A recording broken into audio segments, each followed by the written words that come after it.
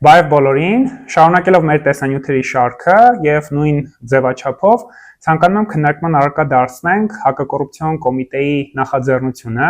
Help Court համակարգի առնչությամբ ներկայացված մտահոգությունների եւ դրա արգելափակման հնարավոր նախաձեռնության մասին։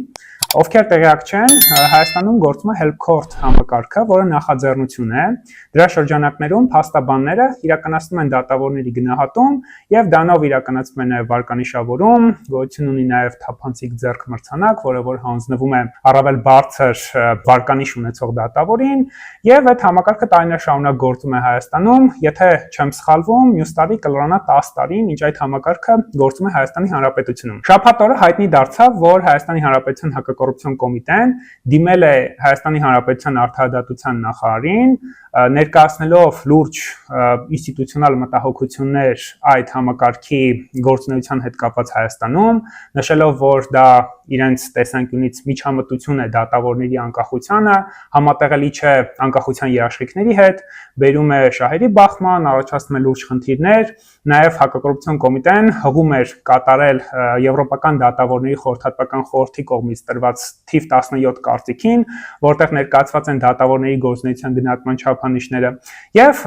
գրության վերջում առաջարկվում էր քննարկման առարկա դարձնել մի շարք հարցեր, այդ թվում նաև թե արդյոք այս համակարգը որպես այդպեսին, որը որ գործում է Հայաստանում, համատեղելի է դատավորների անկախության երաշխիքների հետ թե ոչ, եւ ամենավերջում այդ հարցերին զուգահեռ նաև առաջարկվում էր քննարկման առարկա դարձնել այդ համակարգի արգելափակման հնարավորության հարցը եւ առհասարակ, որպեսզի նման նախաձեռնություններ գոյություն չունենան, այդպիսի համակարգերի ստեղծումը օրենքով արգելվի։ Այս տեսանյութի շրջանակներում ես կցանկանամ, որ մենք բովանդակային առումով քննարկենք այդպիսի համակարգի գոյության հնարավորությունը,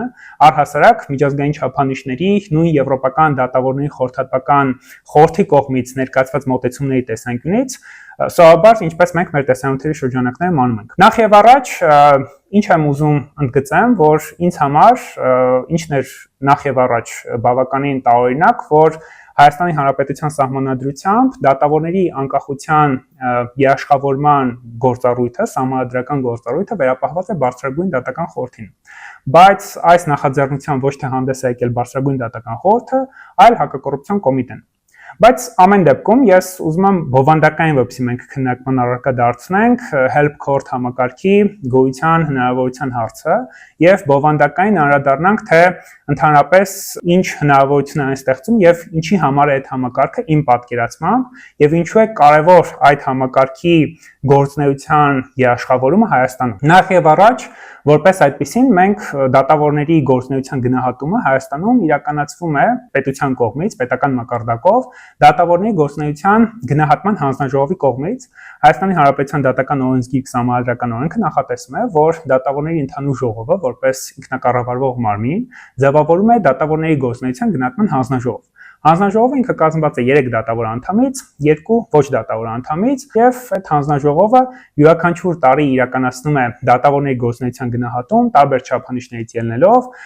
եւ գնահատում է, այսպես կոչված գնահատական է տալիս ցածրից մինչեւ բարձր, ընդ որում նրանք, ովքեր արժանանում են ցածր կամ միջին գնահատականին, նրանք պարտավոր են անցնել որոշակի վերապատրաստումներ եւ ձևավորված է այս համակարգը պետության կողմից դատավորների գործունեության գնահատման վերաբերյալ։ Սակայն եթե մենք փորձենք որոնել այս հանձնաժողովի գործունեության վերաբերյալ տեղեկատվություն, հասկանալ թե ընդհանրապես այս հանձնաժողովը ինչ խնդիրներ է արձանագրել, որ դատավորներն են, որոնք որպես այդպեսին Հայաստանում ցածր գնահատական են ստացել, որոնց գործունեության արդյունավետությունը ցածր մակարդակի է եղել, մենք այդ տեղեկատվությունը առհասարակ գտնել որպես այդպեսին չենք կարող։ Ես փորձեցի այդ տեղեկատվությունը գտնել համացանցում, նույնիսկ դատական իշխանության պաշտոնական կայքում որևէ տեղեկատվություն չկա։ Այսինքն այս առումով մենք որպես այդպեսին թափանցիկություն, հաշվետվողականություն, նույն եվրոպական դատավորների խորհրդատվական խորհրդի կողմից սահմանված չափանիշներին համապատասխան տեղեկատվություն չունենք, որով պետությունը որպես այդպեսին պարտավոր է իրականացնել դատավորների գործունեության գնահատումը։ Մյուս կողմից մենք ունենք Help Court համակարգը, որ ինչ է իրականում իրենից ներկայացնում, այն այլընտրանքային մոդել է, որը որպես այդպեսին փաստաբանների կողմից իրականացնում է դատավորների գործունեության գնահատումը։ Բնականաբար կարող են քննարկման առարկա դարձվել դատավորների գործունեության գնահատման չափանիշների արդյունավետությունը, այսինքն ինչքանով են այդ չափանիշները հստակ, արդյոք նրանք ունեն վերանայման կարիք, զարգացման կարիք, բայց այն, որ այդ համակարգը ինքը այլընտրանքային համակարգ է դատավորների գործունեության գնահատմանը, դա միանշանակ է։ Եվ ցանկացած պարագայում այդ համակարգի տոտալ արգելափակումը բերելու է նրան, որ մարդու իրավունքների եւ հիմնարար ազատությունների պաշտպանության մասին Եվրոպական կոնվենցիայի 10-րդ հոդվածով մեր սահմանադրությամբ երաշխավորված խոսքի ազատության իրավունքի նկատմամբ անհամաչափ միջամտություն է լինելու, որովհետեւ փաստաբանները իրենք այդ համակարգի միջոցով ապահովում են իրենց խոսքի ազատությունը, այսինքն տվյալ պարագայում իրենք արտահայտում են իրենց մոտեցումները դատավորների հետ իրենց ունեցած փոխգործակցության շրջանակներում, աշխատանքի շրջանակներում որոշակի առումով գնահատական են տալիս, թե իրենք գոհ են դատավորի աշխատանքից, դատավորի կողմից իրականացված արդարադատության որակից, թե ոչ։ Դրանից իսկ ելնելով ձևավորվում է դատավորների որոշակի վարկանշավորման համակարգ Հայաստանի Հանրապետությունում, որը Help Court համակարգն է։ Մյուս կողմից շատ կարևոր նշանակություն ունի հանգամանքը, որ նաև Help Court-ի մոդելը այն այլընտրանքային մոդելն է մասնավոր սեկտորում, որը որ նման է նրան, որ օրինակ հասարակական կազմակերպությունները անում են այսպես կոչված shadow reporting, երբ որ այլընտրանքային զեկույց են ներկայացնում պետության կողմից տարբեր հարցերում, օրինակ դիցուկ ինչ որ մի ռազմավարության կատարողականի վերաբերյալ պետությունը ներկայացնում զեկույց, դրա այլընտրանքային զեկույց մասնավոր սեկտորում է պատրաստվում հասարակական կազմակերպությունների կողմից եւ ներկայացվում է։ Այսինքն ինքնին այս համակարգը վերաբերվում է ոչ թե նրան, որ տվյալ պարագայում դատավորների անկախությանը միջամտություն է դրսևորվում կամ տվյալ պարագայում որոշակի շահերի բախման է բերում, այլ այն, որ այն այլընտրանքային մեխանիզմ է ստեղծված մասնավոր սեկտորի, կոնկրետ տվյալ դեպքում փաստաբանների կողմից այդ գնահատումն իրականացնելու։ Պետք չէ մոռանալ, որ Մարդու իրավունքների Եվրոպական դատարանի իրավական դիրքորոշումների համաձայն մի անգամ ես իմ տեսանյութերից մեկի շրջանակներում խոսում էի Մորիս ընդդեմ Ֆրանսիայի Մարդու իրավունքների Եվրոպական դատարանի գործի մասին, որտեղ հենց փաստաբանների խոսքի ազատության շրջանակներում հենց փաստաբանների կարգավիճակն էր որոշակիորեն հստակեցվում եւ նշվում էր, որ փաստաբանները իրենք հանրության ներկայացուցիչներն են դատարաններում, իրենք խողովակ են, որի միջոցով հանրությունը նաեւ տեղեկացվում է փաստաբաններից հենց արդարադատության որակի, դատարաններում առկա խնդիրների վերաբերյալ եւ հենց այս համակարգը ինքը դա դրսևորումներից մեկն է, որովհետեւ այս համակարգի շրջանակներում փաստաբանները իրենց կողմից իրականացված որոշակի վարկանիշավորման արդյունքում տալիս են որոշակի պատկեր, թե արդարադատության համակարգում որ դատավորներն են, որոնք աչքի են ընկնում արդարադատության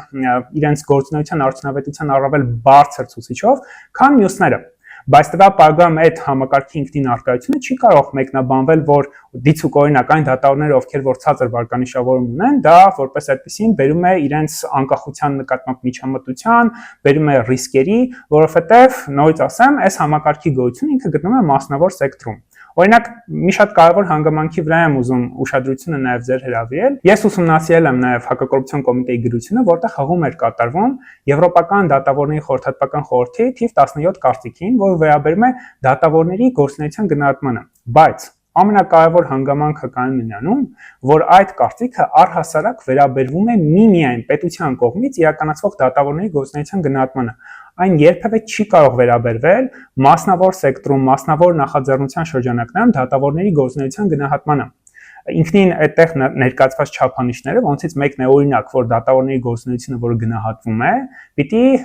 մինչև վերջնական գնահատական տալը դատավորների դիրքորոշումը լսել իրենց գործունեության արդյունավետության գնահատման վերաբերյալ։ Այսինքն կան չափանիշներ, կան որոշակի ստանդարտներ, որոնք որ պահպանվում են, բայց դրանք պետության կողմից դատավորների գործունեության գնահատման մասին են։ Ոչ թե մասնավոր սեկտորում տարբեր նախաձեռնությունների, որոնցից մեկը հենց օրինակ Help Court-ն է, որը հնարավորություն է տալիս այլընտրանքային եղանակով գնահատման ենթարկել դատավորների գործունեությունը։ Ընդ որում եւս մի կարևոր հանգամանքի վրա եմ ուզում ձեր ուշադրությունը հրավիրել, որ օրինակ Հայաստանի Հանրապետությունում բացակայում է սահմանադրական դատարանի դատավորների գործունեության գնահատման որևէ համակարգ։ Բայց օրինակ Help Court համակարգում ներառված են ոչ միայն երաստիճան դատական համակարգի դատավորները, այլ նաև սահմանադրական դատարանի դատավորները, որոնց եւս որոշակի վարկանիշավորում է իրականացվում։ Բնականաբար այդտեղ կա սուբյեկտիվություն, բնականաբար կարող է քննարկման առարկա դարձվել այդ համակարգի բարելավման, դրա լավարկման հնարավորությունը, բայց դրա հասցեատերը բնականաբար Help Court համակարգի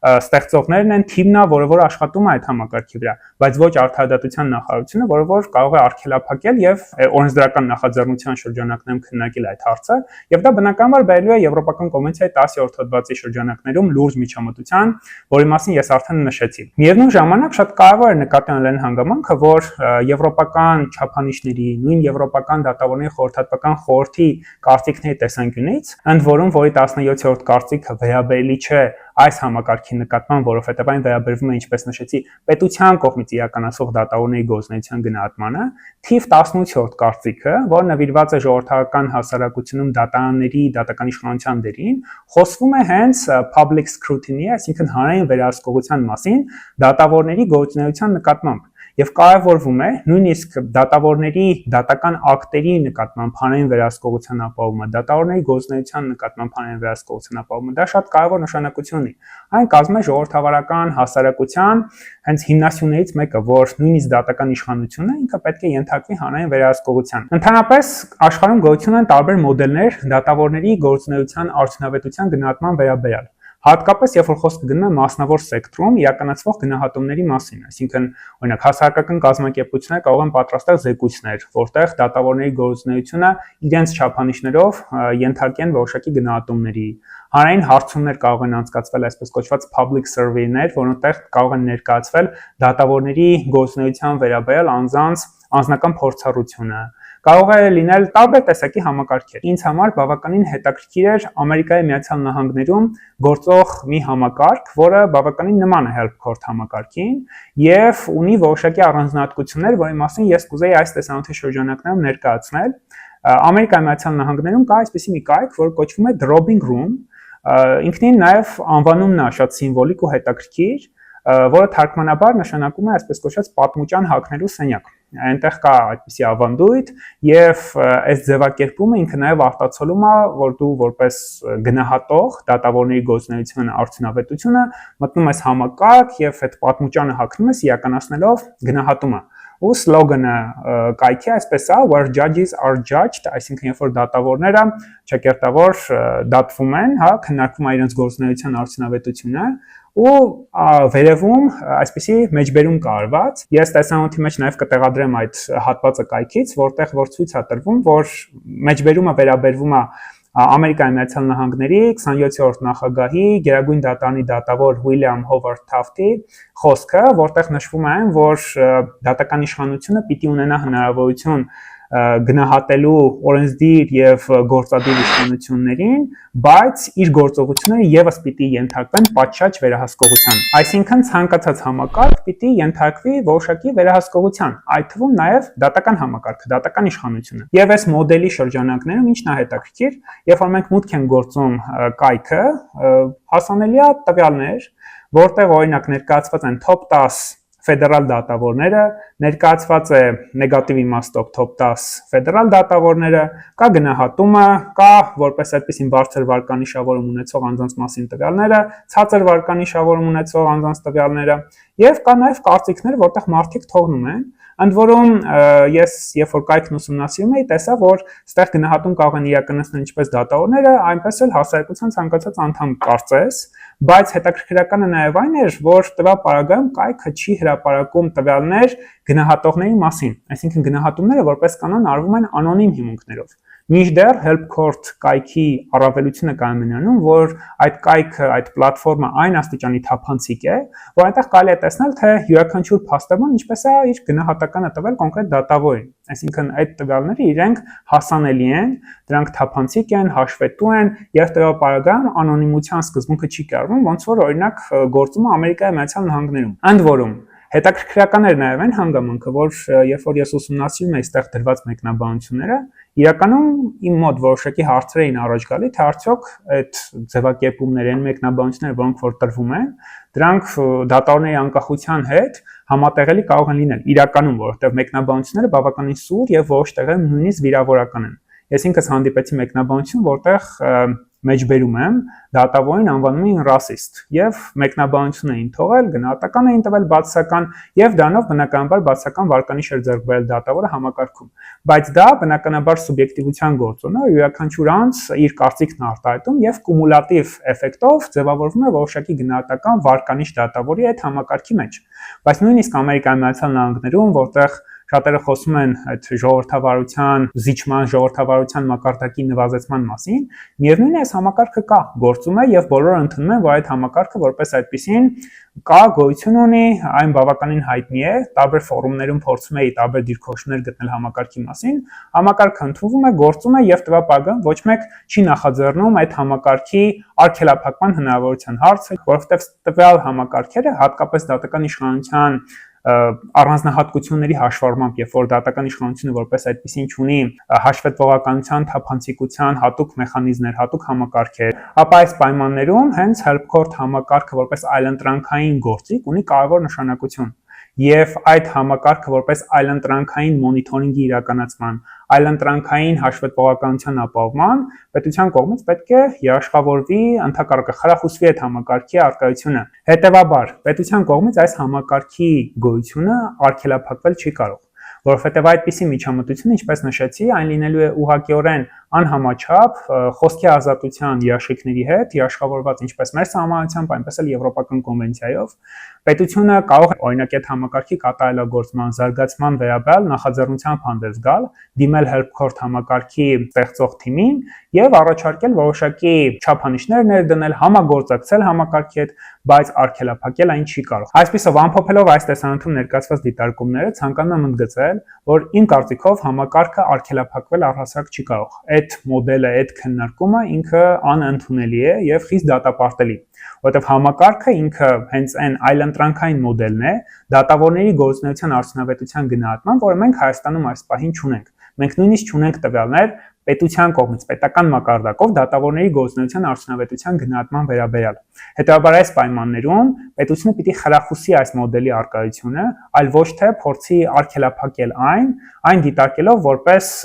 սուր քննադատություն, որը համատեղելի չէ դատավորների գործունեության անկախության հետ, որովհետև ամեն դեպքում կարծես տպավորությունն այնպիսին էր, որ քանի որ տվյալ պարագայում որոշ դատավորներ ստանում են բացասական, գնահատական, այսպես կոչված այդ համակարգի կամ բացասական վարկանիշավորում են ունենում այդ համակարգի շրջանակներում, իրենք թիրախավորվում են եւ հետեւաբար այդ համակարգը գոյություն ունենալ չի կարող։ Ընդհակառակը, պետությունը պիտի խրախուսի այդպիսի համակարգերի առկայությունը, որովհետև դրանք այլընտրանքային մոդել են, որոնք որ հնարավորություն են տալիս պատկերացում կազմելու դատավորների կողմից անհատական մակարդակում իրականացվող արդարադատության որակի մասին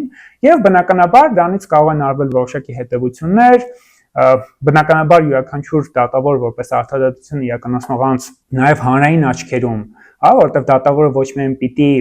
լինի անկախ եւ անկողմնակալ, այլ նաեւ երևա այդպիսին։ Հետաբար այս համակարգը ինքը նաև հնարավորություն է տալիս այդ երևալու կոմպոնենտը արդյունավետորեն ապահովելու, երաշխավորելու եւ իհարկե նաև բերելու զարգացման, այսինքն յուրաքանչյուր դեպքում այդ վարկանիշավորման համակարգը կարող է լինել լրացուցիչ գործոն, որը կնպաստի դատավորների կողմից նաև անհատական մակարդակում իրենց կողմից իրականացվող արդարադատության որակը բարելավելու, զարգացնելու, կատարելագործելու եւ հետեւաբար նաեւ պետք է խրախուսվի եւ դրա արգելափակումը իմ պատկերացմամբ խիստ անընդունելի է։ Շնորհակալություն տեսանյութը մինչև վերջ դիտելու համար։ Այսօրվա համար ցանկանում էի ներկայացնել այսքանը։ Մեկնաբանությունների բաժնում կարող եք գրել ձեր դիտարկումները հակակոռուպցիոն կոմիտեի այս նախաձեռնության մասին։